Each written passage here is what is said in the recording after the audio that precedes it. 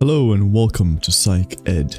This is the fourth video in the series on Freudian psychoanalytic theory, and this one focuses on a method of bringing unconscious anxiety and trauma to the conscious mind in order to resolve it. And this method is dream analysis. Indeed, Freud in the early days considered dreams to be the royal road to the unconscious, as it is in dreams that the ego's defenses are lowered so that some of the repressed material comes through to awareness, albeit in a distorted form. Dreams perform important functions for the unconscious mind and serve as valuable clues to how the unconscious mind operates. For instance, on the 24th of July in 1895, Freud had his own dream that was to form the basis of his theory.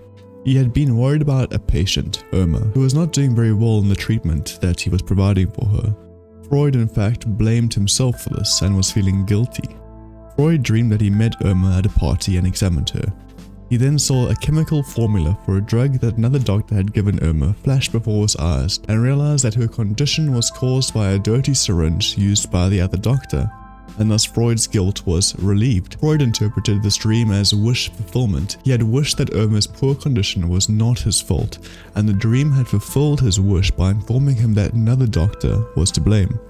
Based on this dream, Freud went on to propose that a major function of dreams was wish fulfillment.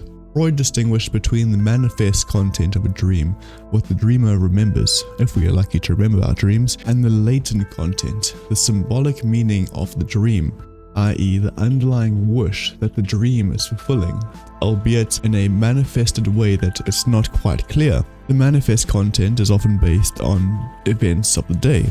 The process whereby the underlying wish is translated into the manifest content is called dreamwork. The purpose of dreamwork is to transform the forbidden wish into a non-threatening form, thus reducing anxiety and allowing us to continue sleeping.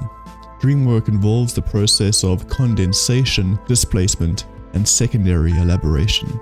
The process of condensation is the joining of two or more ideas or images into one. For example, a dream about a man may be a dream about both one's father and one's lover. A dream about a house may be the condensation of worries about security, as well as worries about one's appearance to the rest of the world.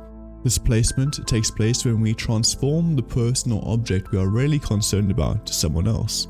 For example, one of Freud's patients, who was extremely resentful of his sister-in-law and used to refer to her as a dog, dreamed of strangling a small white dog.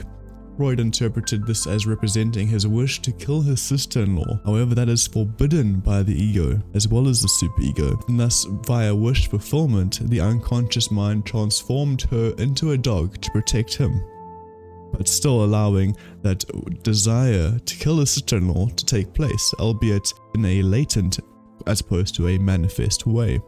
Secondary elaboration occurs when the unconscious mind strings together wish-fulfilling images in a logical order of events, further obscuring the latent content.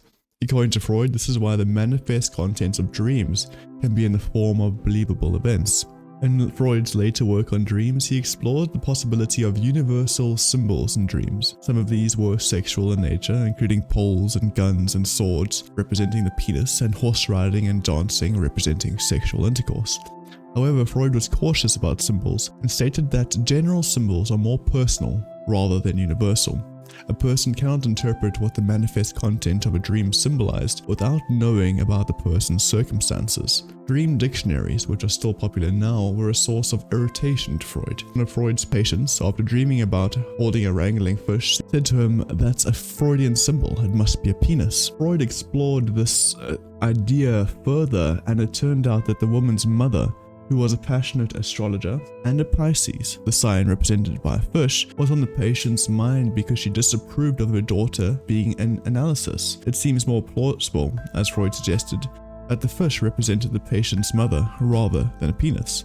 So that just takes into account there's rarely universal symbols which can apply to everyone, because our unconscious is made purely of our own personal experiences, anxieties and traumas, and that is not a shared experience. Although Jung believed otherwise and that the collective unconscious existed, but that is a whole other bag of worms.